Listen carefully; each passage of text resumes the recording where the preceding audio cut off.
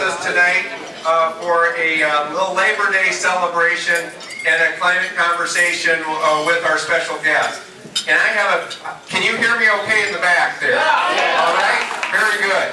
So Senator Klobuchar, remember you got to hold that mic close when you speak. Okay, so I've got a few people I want to recognize and thank for participating tonight. I want to start with our great hosts here at the Ramada by Wyndham, Divya Kalera. So thank you, one of the owners. Abid Malik, where is Abid? So thank you, Abid. He may be stepping out just for the moment. Tom Basol, also part of the group, and Ashok Kalera. So thank you all very much for the great hosting here tonight. I do want to recognize a few of our elected officials. So I'm going to start with one of the state representatives in my district, State Representative Art Stay. Lee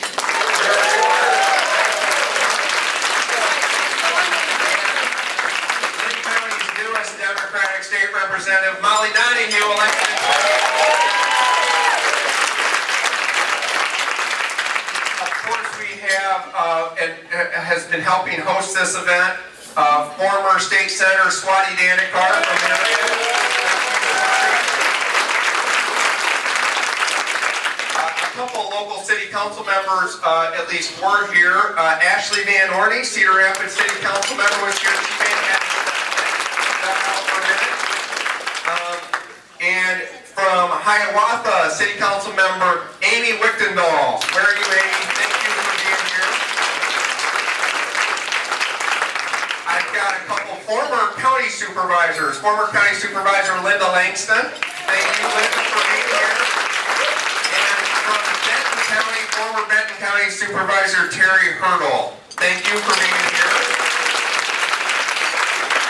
City Council member Kay Hale. There's Kay back in the back corner. Thank you, Kay,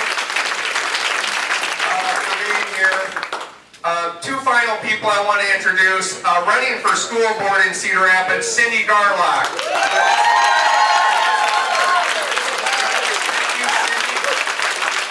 And the chairman of the Iowa Democratic Veterans Caucus from Dubuque, Ron Healy. Thank you, Ron.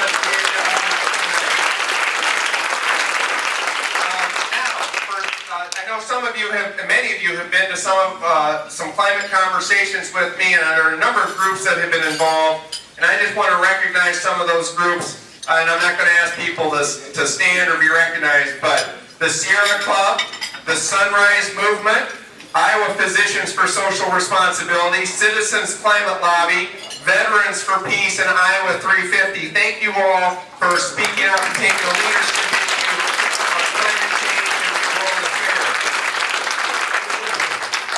Indivisible. Yes, thank you. Thank you, Steve. All right. And everybody else, you are an important person, and thank you for being here, too. All right. Now, I want to introduce our special guest, and I will try to do this succinctly. First of all, one of the things that's very important about the Iowa caucuses is we get to know the candidates and the candidates' families. So, so very important. We've had our special guest here is married to John Bessler, has a daughter, Abigail Bessler. Her mother was a school teacher. Her father was a writer for the Minneapolis Star Tribune. And I just want to say, when I lived in Minnesota, loyal subscriber to the Star Tribune, an excellent columnist.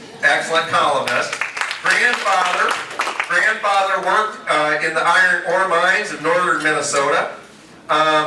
She has won all but 2 of Minnesota's 87 counties, winning 3 U.S. Senate elections in a row in Minnesota. After 2 terms as the Hennepin County Attorney. And for those of you who think Democrats win all the time in Minnesota, when I was up there, that was not the case. And unfortunately, we've had a series of Republican senators up there, but right now, we're all blue in Minnesota, and that is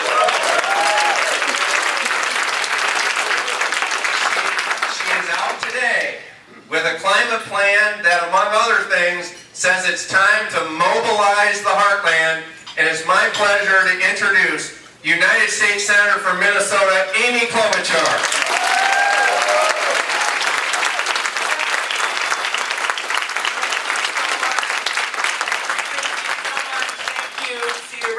Thank you, everyone from wherever you came from, far and near. And I want to mostly thank Rob for his leadership on this issue. He was way ahead of his time. He wrote this incredible book. Has everyone read it? Okay. On climate change, and it came, of course, in the wake of the floods in Cedar Rapids. And what he really saw, which is one of the main points I think we need to make, is the effect that climate change has on the heartland. And before I get started, I wanted to acknowledge our workers here today. I want to, in addition to the hotel management, we all know that this is Labor Day weekend, and I just want to say my own view that unions, when unions are strong, our economy is strong, right? Great workers here in Iowa, and I've got to meet them all over the place. And then I just want to also mention, everyone was mentioned, of course, in the Senate we always say everyone spoke, but not everything's been said, so you just have to keep going. I wanted to specifically thank Swati. I really appreciate her endorsement that provides me in our day. And then just the great leadership in addition to all the other elected mentions that you have with Art and with Molly. Thank you. And my fondest memory was doing the St. Patrick's Day parade with Molly. You can't do better than having a St. Patrick's Day parade with her green shamrocks and green sweatpants and whatever else she was wearing. So thank you for that. And your theme is green, right? As we talk about climate change. But before I got started, I wanted to, first of all, mention the great loss we all feel as a nation, as we're now up to 7 dead from that horrific shooting in Odessa and Midland. The thought of that little 17-month girl, who's still surviving, by the way, but who got shot, I think twice, or fragments of bullets, and is being operated on right now. You see the pictures of the victims, and we have just seen this too many times.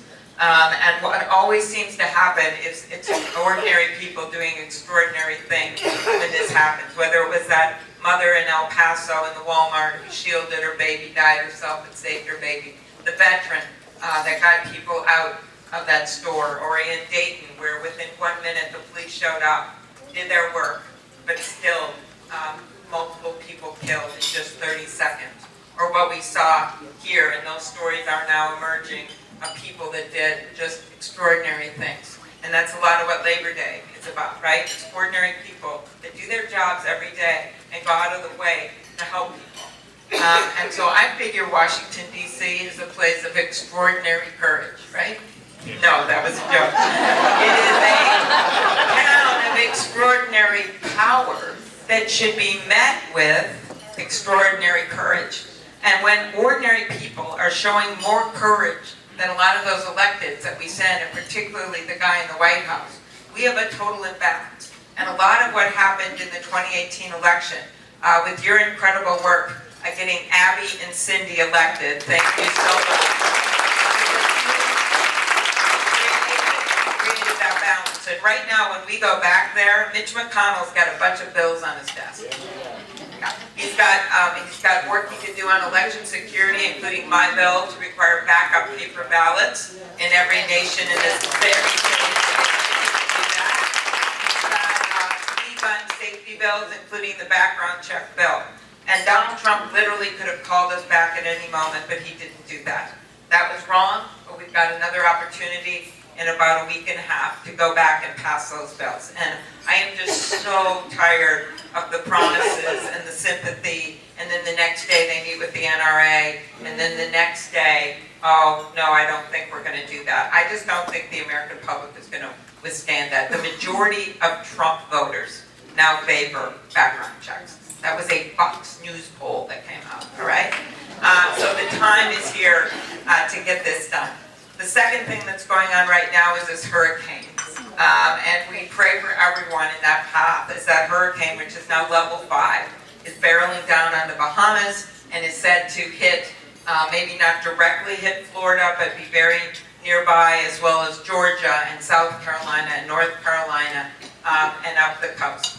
And as Rob knows from his work, we have seen way too much of this. These kinds of hurricanes of this level, the rising sea levels, the change in the oceans. And that is all a big part of what's happening. I've personally been to Greenland. And by the way, just as a side note, speaking of Greenland, and one of my ways I will beat Donald Trump is that yes, you have to have an optimistic economic agenda and take on issues like climate change by not only expressing the crisis that's going on, but also the opportunities if we do this right. And yes, you have to take him on when he says things that go against our very values, but you also have to use humor and show just how absurd this guy is, because he uses humor, but we just don't think it's that funny, okay? But he does. And so about 2 weeks ago, when his Greenland ridiculousness was going on, when he managed to piss off the entire country of Denmark, that is not easy to do. During this time, I sent out a tweet that did better than any of his tweets the entire weekend. And what it said was this: what's the difference between Donald Trump and Greenland? Donald Trump and Greenland. What's the difference? Greenland is not for sale.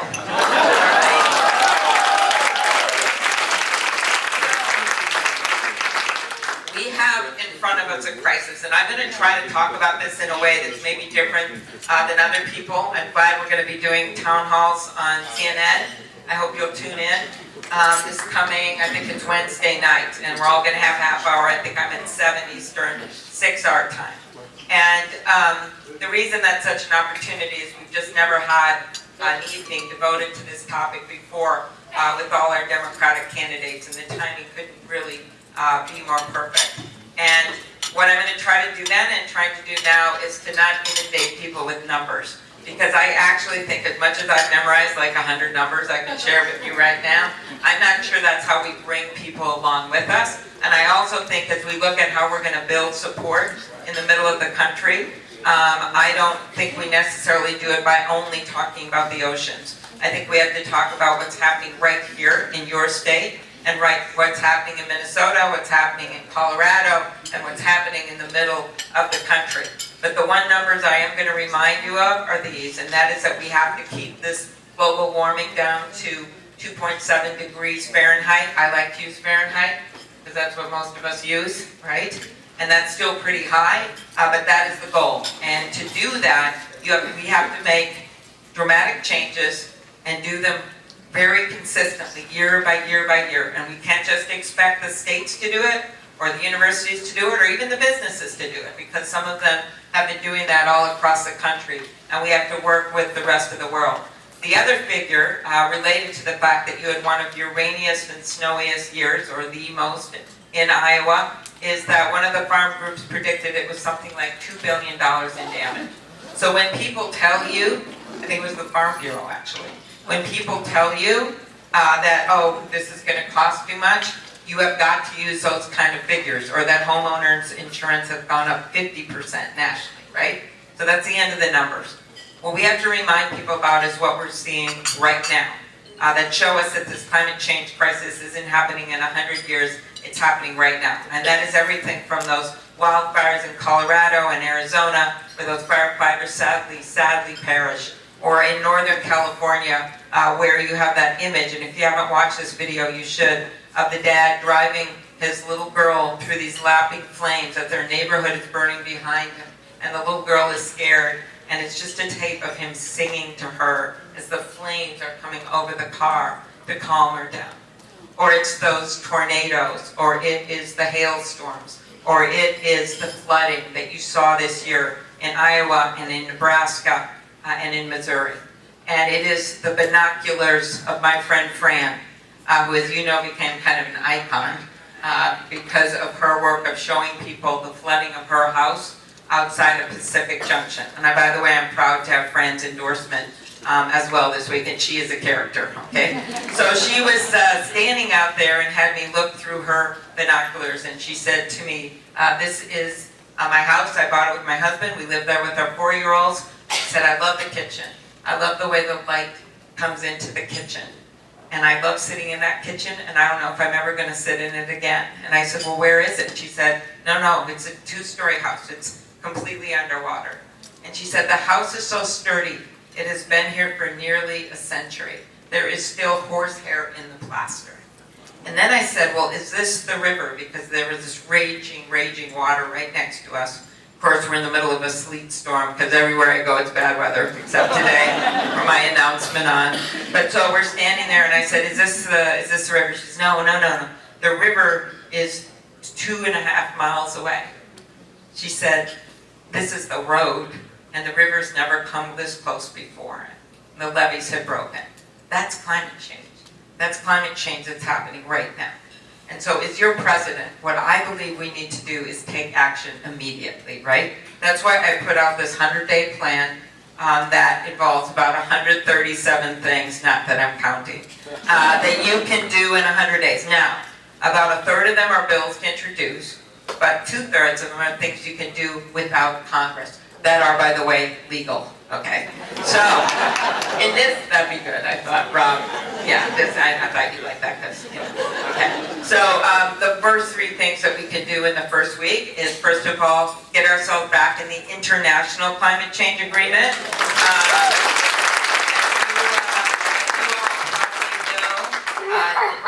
Nicaragua and Syria were the only 2 countries not in the agreement when the president got us out of it. Those 2 countries are now in the agreement, all right? The Clean Power Rule, something that President Obama had worked on for years. They worked it out. I personally worked with a lot of our electric co-ops. You have a lot of them, small ones in Iowa, like we have in Minnesota. It's not one size fits all. I've got Excel, which easily could make these requirements. And that's why this was set up in a way which allows different timetables depending on the size. And I think we have to acknowledge that. And the whole goal here is to, of course, bring down our carbon emissions and bring it down to a point where we won't see that global warming over 2.7 degrees. So that is the first thing. Get us back in that, put those rules out there. We don't need Congress to get it done. The third thing is to bring back the gas mileage standards. Remember those? They were the next step. They were the next step on the gas mileage standards. I remember this because when I first got to the Senate, we were really excited that we had gotten new gas mileage standards. Now they were being approved. It was the first time in years, and I remember I worked on it because I was on the Commerce Committee, and I got up there in front of the whole press corps in Washington, D.C. It was like one of my first joint press conferences to announce this with about 10 other senators, and I get up there, I said, yeah, the last time these gas mileage standards was approved, I was only in high school. And then I was followed by Barbara Mikulski, who we adore, the dean of the women senators from Maryland, who said, yeah, when those gas mileage standards came out, I worked on them in Congress. I learned never to say that again. But that was a big deal. And then the Obama administration took them to the next step, right? And then what happened? Trump just got rid of them on the cutting room floor, even though the car companies want to abide by them. So those are things we can easily do. Then you go to sweeping legislation to do everything from green infrastructure. You all know I was the first to come out with an infrastructure plan, which includes green infrastructure, energy efficiency, low-hanging fruit, right? We can do even more with that. Our appliances, whatever. It's hard to get climate change jokes, but here's one. Build a fridge to the next century, okay? Okay, so those kinds of things that matter in people's... Did any of the other candidates do that? Okay, good. I was kind of in a competition, okay. All right, so those kinds of things. Then you have got research and development, which is going to be so important because, as Rob would tell you, the carbon stays, in the environment for a really long time. The importance of rural in this, and I am uniquely, there's only 2 Heartland candidates that are left on that stage for these next debates. 2. One of them, okay? So I am one on the Agriculture Committee, negotiated 3 farm bills, including one with your beloved former Senator Tom Harkin, who did so much work on conservation. conservation carried through, of course, by your former governor and great agriculture secretary, Tom Vilsack. Tom and I were just together last week.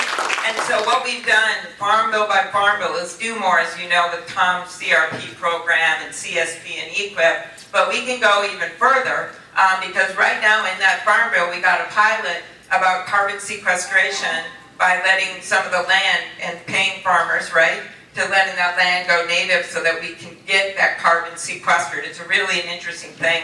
And these are things we just can't neglect as we look at this as a national mission. Some of these things that we can do that aren't just about the big research and the cool new things, that's going to be important.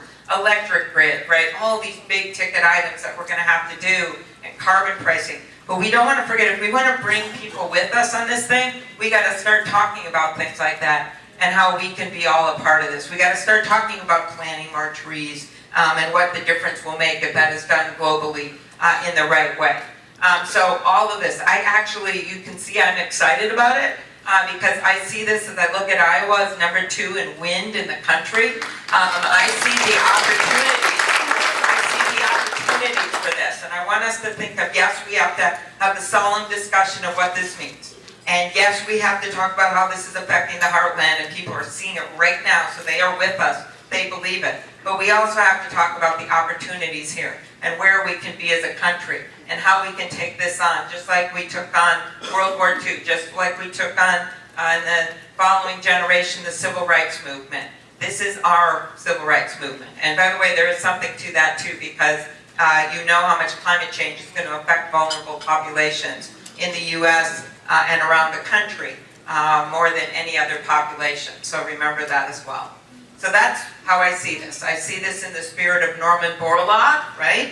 I used to think he was, okay, I didn't understand his Iowa part. I always thought he was all Minnesota. And then I went to the statue unveiling and it was all Iowa people and me. And that's when I understood he did most of his work here, but he went to school in Minnesota. But when he took on feeding the hungry and saved 1 billion people's lives, that was an opportunity, right? That was an opportunity for research. That was an opportunity for moving things ahead. And that's how we have to view this. And in terms of leadership to get this done, we've had a lot of opportunities. George Bush could have done it after 9/11 because we didn't want it to be dependent on oil from those countries that had done us in, the terrorists. And he could have said, remember 80% of people, 90% were with him. And he could have said, we want to take on our own energy future. We want a clean energy future. People would have agreed to anything, I think, at that moment. Remember what he asked people to do? Go shopping. So we lost that opportunity. Then I was there for the next opportunity, which was right before Barack Obama won, before the recession, when we had a vote on the renewable electricity standard. I had one of those bills. It wasn't my bill that was up for a vote, but a very similar one. Mine was combined with biofuels because I figured out that's a great way to get this done. So we tried that and we were 59 votes, 1 vote short of the national renewable electricity standard.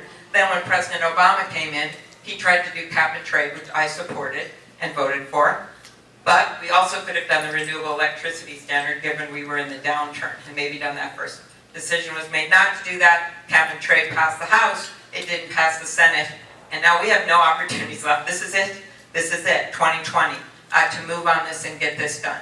And last thing I'll say before we start having a conversation here is the actual prayer that I gave at the National Prayer Breakfast when I gave I think it was the opening prayer. And I could have done anything, but I picked actually an Ojibwe saying some wise words. We have a lot of tribes in Minnesota, and this is Ojibwe words that said, great leaders don't make decisions for this generation, they make decisions 7 generations from now. That's what they think about, 7 generations from now. Well, we have a president right now that can't make decisions that stay for 7 minutes from now, okay?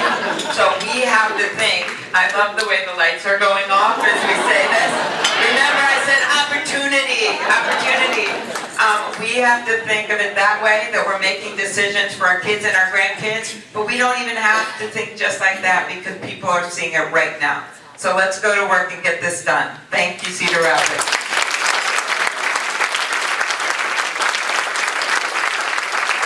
Thank you so much. Hey, one more round of applause for U.S. Senator Rob Hogg.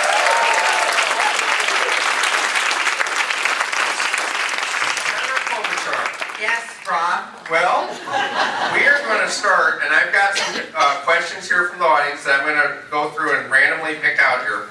But I'm going to start with a question that's important to me, and then we'll see what we got here. I'm excited to see what we got. 2008, you talked about it. Flood in 2008, devastating for the city of Cedar Rapids. We had never had a flood stage on the Cedar River before above 21 feet in the history of our city. And that year, after 15 inches of rain throughout the entire watershed, which includes 5 southern counties in Minnesota, we went over 31 feet. The Cedar River was 2 miles wide through downtown Cedar Rapids. We had over 5,000 homes had to be evacuated, over 1,000 businesses, churches, other nonprofits, virtually every major facility of city and county government. And the good news was, and this is a testament to Iowans, nobody died in that flood. But it was emotionally heartbreaking and traumatic and economically devastating for so many people. $5 billion disaster in a town of 125,000. I like math, that's $40,000 per resident.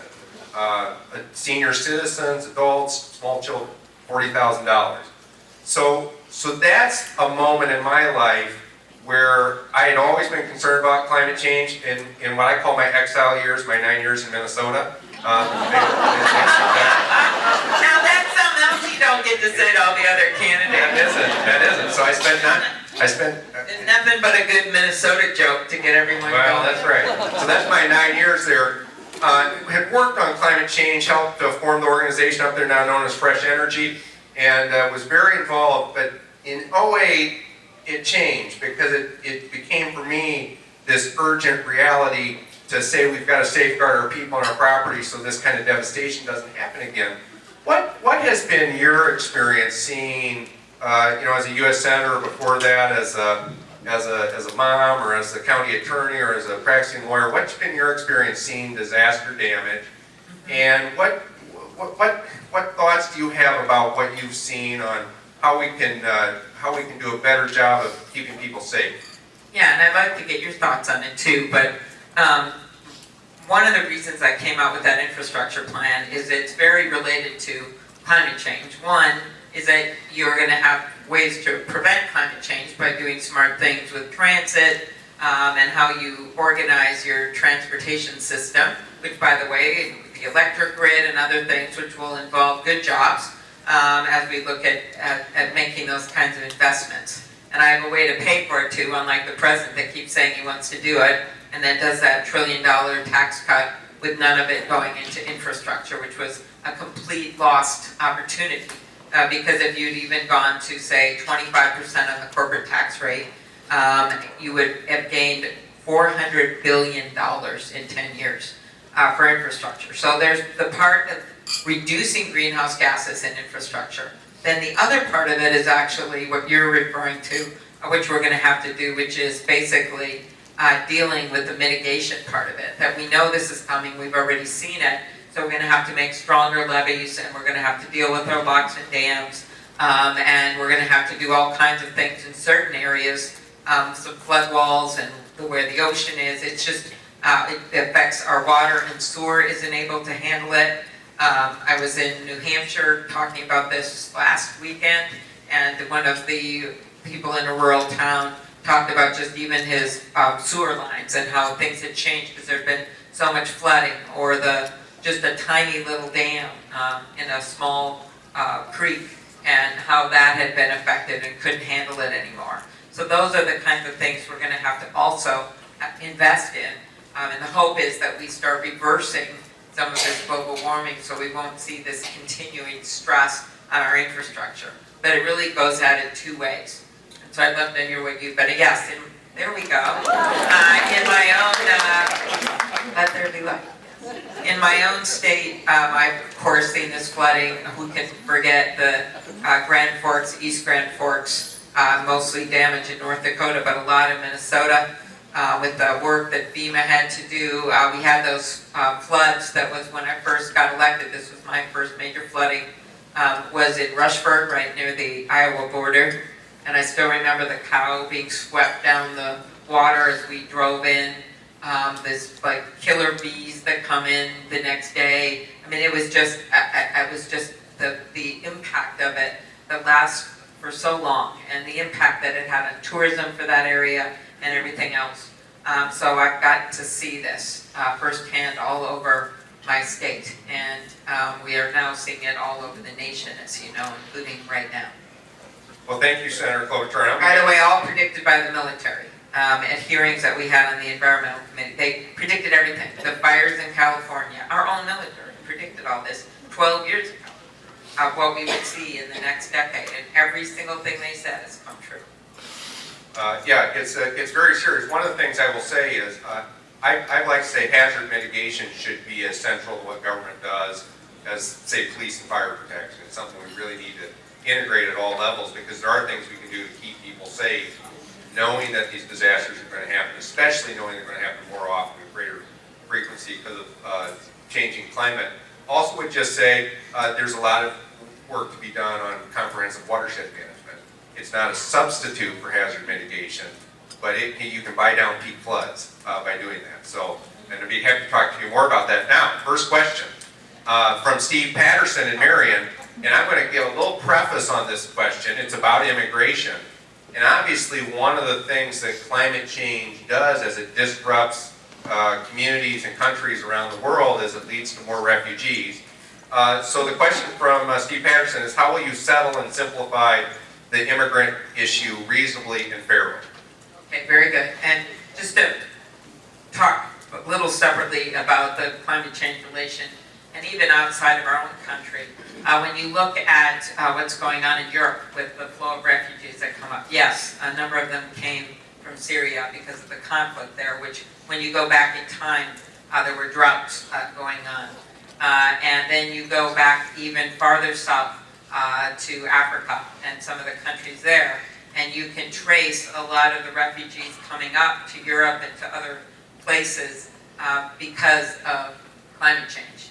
And actually Tom Friedman has done a lot, the columnist for the New York Times, who's from Minnesota, has done a lot of, he has done a lot of work on this, and I think there's a National Geographic film that he did on this, but that you could just see over time just the slight margins that these individual farmers in sub-Saharan Africa had to be able to get by and support themselves and their families. When those vanished, they just started moving north because they really had no other way to support their families. And so one of the arguments that I think we're going to be able to make worldwide, it feels a little distant right now, but as you're debating, as someone's debating Donald Trump about some of this, is the effect that climate change has on our security, is the effect it has on moving populations, because ideally you want people to be able to stay and live where they are.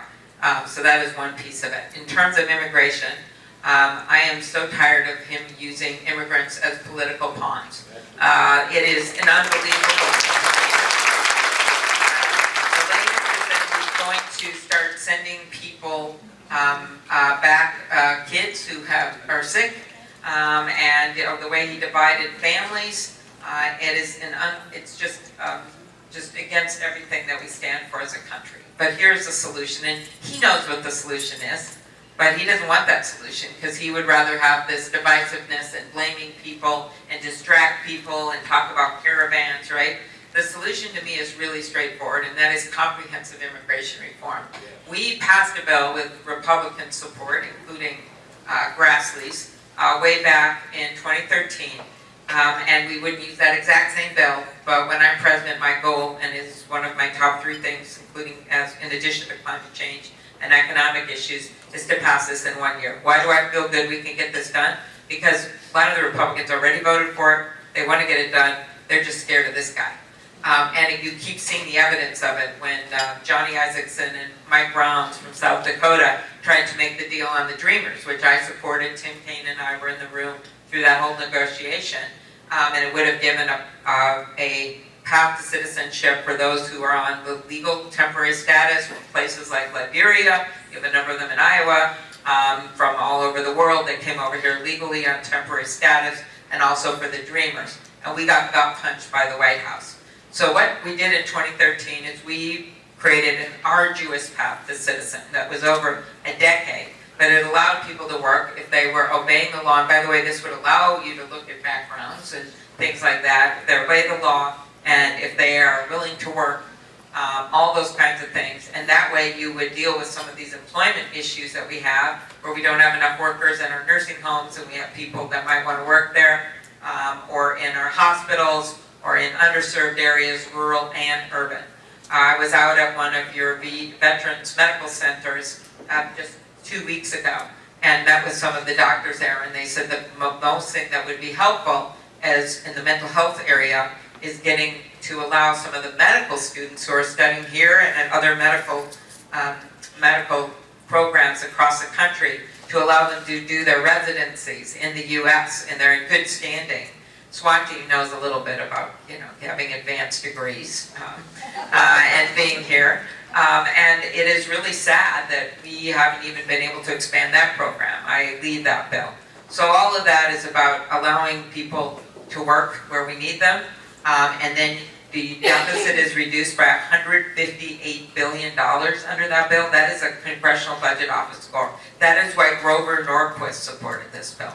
And then you could use a portion of that money for border security, for helping to handle those asylum cases in a better way.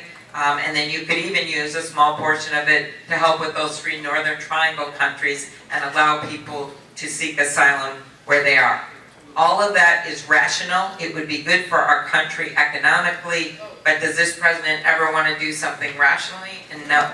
That is not how he acts. And I am tired of the chaos and tired of them using people.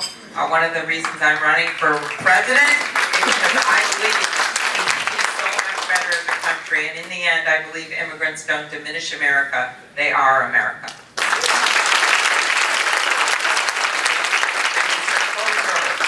The next question comes from Debbie Koopman of Cedar Rapids.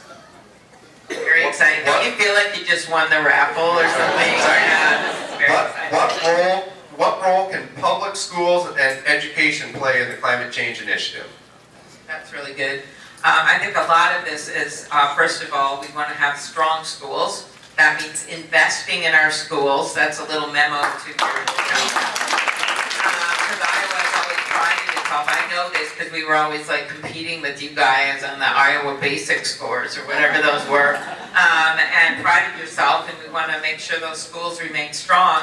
And we particularly want to make sure we have strong science programs in these schools when we look at what the job openings are for the future. And we want to attract jobs here and companies here. And the way you do this is by having a workforce that can fill those jobs. And having science education, given that we are a state and a country that should believe in science, means having kids learn about climate change and learn about the environment and learn about the world around them. One of my favorite representations of what that climate change is occurring back when we still had people denying it was when John Oliver, who I think is quite amusing, he had on his show, he was trying to make the point about what does this mean when 99% of scientists say it's happening. So he had 99 scientists in white coats on one side of the stage and one on the other. But we want kids to know math, and we want them to know science. Of course, we want them to know art, English, everything else. That's my, because I know there's probably arts and English teachers out there. And my mom taught second grade till she was 70 years old. And her favorite thing she taught was science units. In fact, her favorite thing she taught, a population that's been affected by climate change, that was her part of teaching kids about this in second grade, was a monarch butterfly unit. And she would always dress up as a monarch butterfly when she released the butterfly in front of all the second graders in a tunic and tights with antennas and a sign that said, "To Mexico or bust." I never knew, this is my love of public education and supporting our teachers and why I want to put some federal money into higher salaries. I never knew until my mom died. It was at the visitation, and this mother comes over and she's sobbing, and she has an older son with pretty severe disabilities. And she said, "This is my son. He's grown up now, but he had your mom in second grade. And he loved that butterfly unit. And he loved learning about monarchs his whole life because of that." And then she said, "And every time your mom would release the butterfly, after he was long graduated, he got a job at a grocery store bagging groceries." And she said, "Your mom, after she taught that," I remember my mom telling me this as a joke, how funny it was that she went grocery shopping in the outfit with the sign. What she didn't tell me is she went to that store and stood in that line with her groceries because that kid was bagging groceries at that store 10, 15 years later. So that was my mom, and that was what she contributed to the teaching of science. And I know Swati has done this as well in the schools, and there's many of you who have done this. So I think it is, yes, a curriculum that includes climate change, but I also think we can do it in our own lives, in our own families. In Rochester, Minnesota, the Mayo doctors volunteer and go into their schools and teach this whole unit about zebrafish, and they start in kindergarten and they move up. And I've seen other businesses in Minnesota do that. So I think trying to get the whole community, as we look at this as a major part of our work as citizens. And if you have a president, can you imagine, instead of denying it, that says, here's what we're going to do? A lot of, yes, it's the resources and changing the way we do value carbon and doing all those things. But we have to bring this down to that community level so that people feel like they're part of it. In the schools and volunteering and talking about it in service clubs. That has got to be a piece of this, or we're not going to be able to bring the people with us, which is what you know from some of the votes, some of your representatives in the past on these issues. I think you know that we're going to have to do to make this change. Thank you, Senator Klobuchar.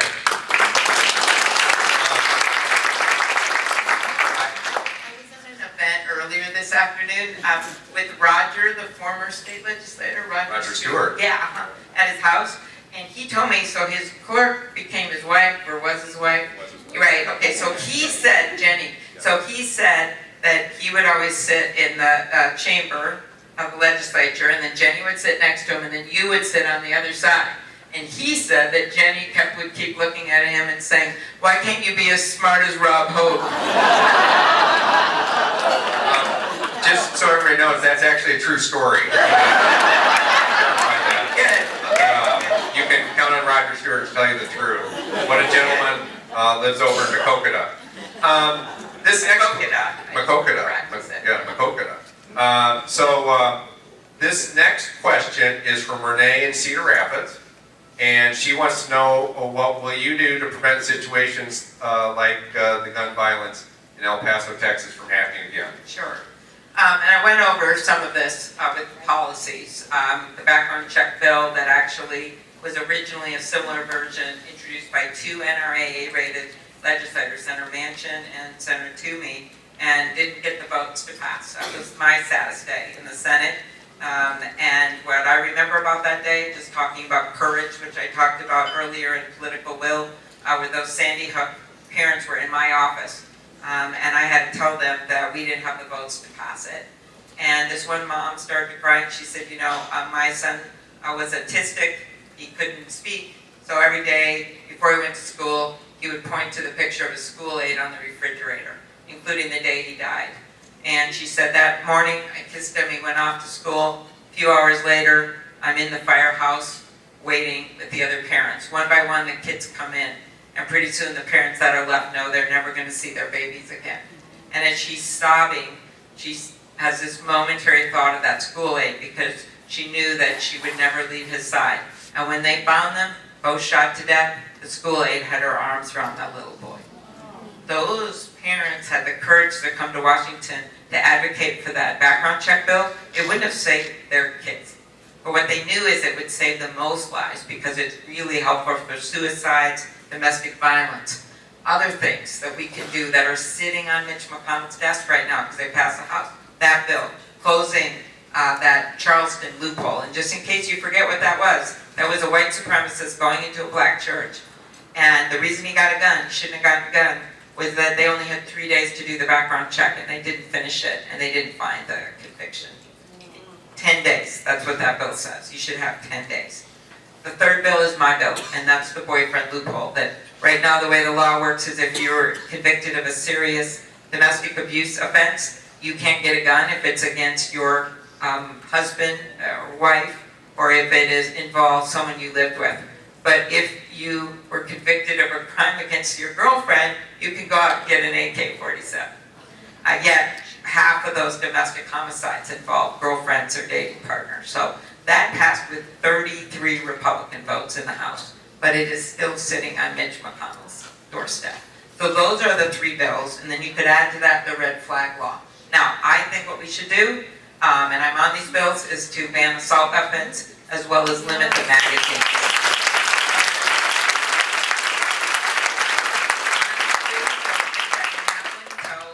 Back the White House. I would like to do that as your president. I've been advocating. I was for the assault weapon ban back when I was in the DA's office in law enforcement, and I would look at it back then as I do now. Does this hurt my Uncle Dick and his deer stand? I come from a hunting state, just like Iowa. I think it's really important that we make the political case about this. I don't mean political, partisan political. I mean the policy case and reaching out to people that are hunters, because you're seeing a total sea change. That's a Fox poll that just said that the majority of Trump voters actually want to see background checks. So that's why I'm focused on those 3 bills, because I think we should use this moment in time to pass those bills that have already passed the House. Then I would work on the assault weapon ban and the magazine limits and some of the other things we can get done. That is a rational way to do this, because I think the public's going to be with us on those bills. They already are with us on that bill, and we'll continue to push those during the next year. But this month is critical. I am the one that sat across from Donald Trump. You can see the video after Parkland. And I literally sat there and made that argument about the background checks in my bill. And you can see it. I had a piece of paper and I had hash marks. 9 times he said he'd get universal background. Yeah, I'll put that in there. Yeah, put Amy's in there. Yeah. The next day he met with the NRA and he folded. So I've taken this message to rural areas, to places like Arkansas, where I talk about duck blinds instead of deer stands. But I think it's really important we reach out on this to rural areas, because I believe that the heart is there for America to want to see this change, and we are the ones that are going to have to do it. And we can't just do it with urban. We're going to have to do it with the whole country. Great.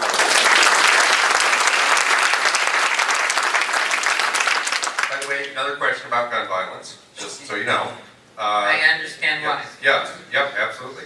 Next question comes from Nora Lee Sherwood in Cedar Rapids, and this is the $100,000 question, or maybe there's been inflation since that game show. What is your strategy for defeating Trump? Okay, all right. Well, the first thing, and we've learned a lot since 2016. I still remember that election night. I was out speaking with Senator Franken. We were talking at different events, and the night was going worse and worse and worse. And then finally I got home and I got a text from my daughter. And I had forgotten, she was in college, I had forgotten that she was at Hillary's party in New York.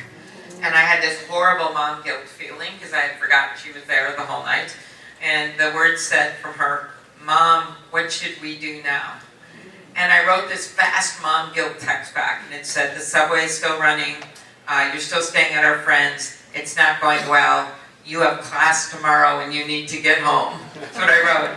And she wrote back, "Mom, I mean our country." And that was the first time I cried, because I realized, she thought she was going to have her first woman president, and now we have this guy. And since then, I really think it's a question we ask ourselves every day: what should we do now? Every single day. And if we answer with apathy, we're not going to win. And you did not do this in 2018. Well, you lost, sadly, that governor's race. You won those 2 congressional seats. And now, not only do you have a chance of bringing Iowa back blue in the presidential, you have a very strong chance in the Senate race and in winning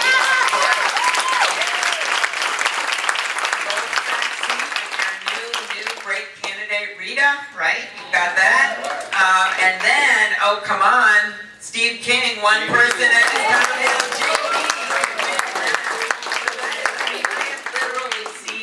This sea change, coming down here campaigning all the time, and seeing this and seeing how close you are. How could I forget taking back the state house and how important that is? So, you've got all these things going on. So I just see us on this march since that day, and it started the day after the inauguration.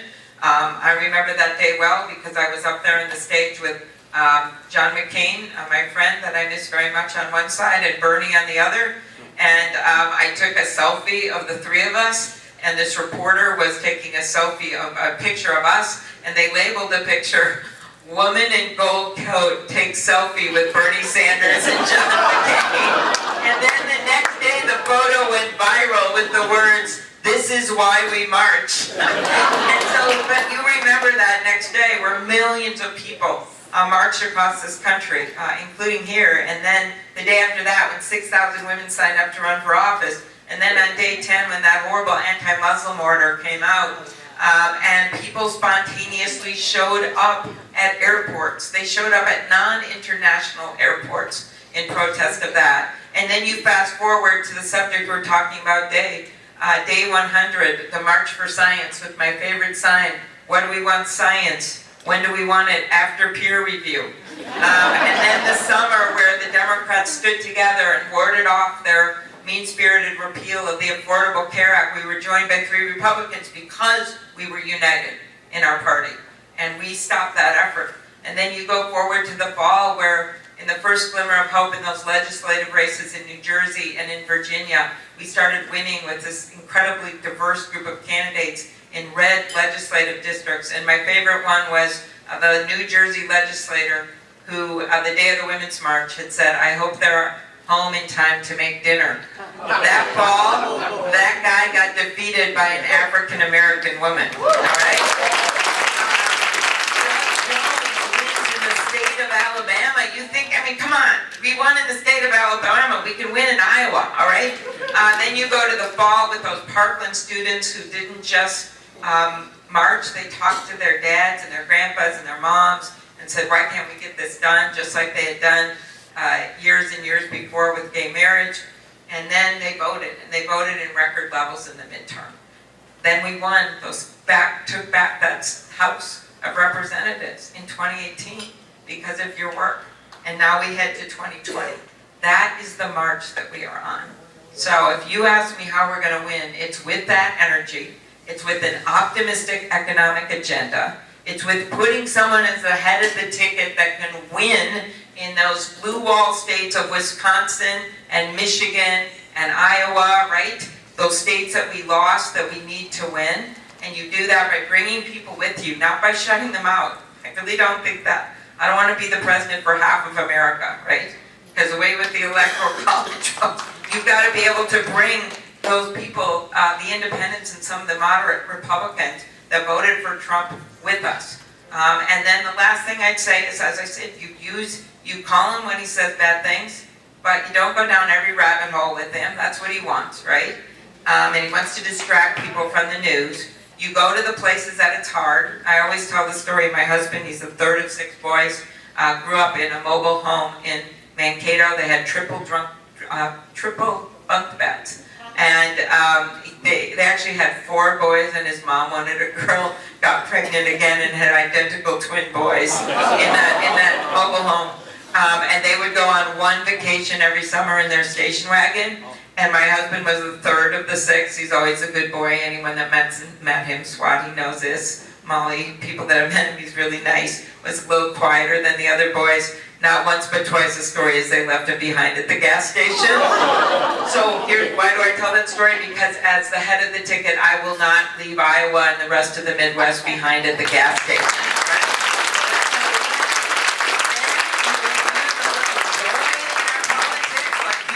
Right? Right? The joy of this, that you actually like doing it, a zest for it. You use a little humor against this guy. When I announced that snowstorm with 4 inches of snow on my head, and he made fun of me, I'm the only candidate he made fun of for climate change when they announced, because I talked about it, and so he called me Snow Woman, which I thought pretty good in Iowa. And so I wrote back on Twitter, I said, Donald Trump, the science is on my side on climate change. And I'd like to see how your hair would fare in a blizzard. That's how we win. Great. Well, ladies and gentlemen, we're at that time where we need to conclude our program. So one more round of applause for Snow Woman.